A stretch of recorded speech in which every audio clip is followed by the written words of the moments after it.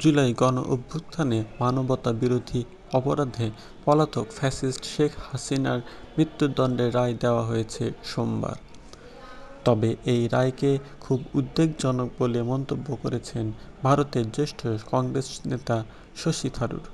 সোমবার তিনি এই মন্তব্য করেন। Said both domestically and abroad, I don't believe in the death penalty.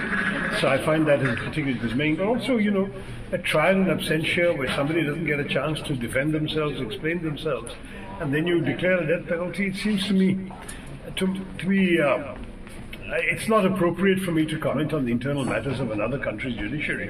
But I must say, I cannot say that I find it a very, shall we say, positive development. It's a very troubling development. Right.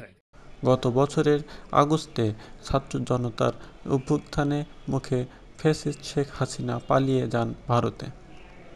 সোমবার আন্তর্জাতিক অপরাধ tribunal তাকে মানবতা বিরোধী অপরাধের দায়ে মৃত্যুদণ্ড দেয়।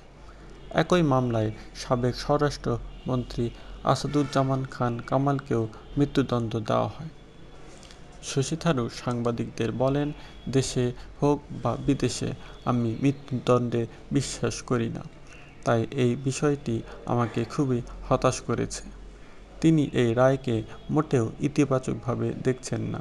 তিনি বলেন, অন্য দেশের বিচার বিভাগের বিষয়ে আমার মন্তব্য করা ঠিক না, তবুও বলতে হবে আমি এটিকে কোনো ইতিবাচক ঘটনা মনে করি না।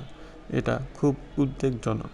ভারতের সংবাদ সংস্থা ANI সামাজিক মাধ্যমে থারুরের এই বক্তব্য প্রকাশ করেছে। এর আগে এই রায়ের প্রতিক্রিয়া জানিয়েছেন পশ্চিমবঙ্গের বিরোধী দল নেতা ও বিজেপি নেতা শুভেন্দু অধিকারী। তিনি দাবি করেছেন, বাংলাদেশের সাবেক প্রধানমন্ত্রী শেখ হাসিনার মৃত্যুদণ্ডের রায় পাকিস্তানের নির্দেশে দেওয়া হয়েছে।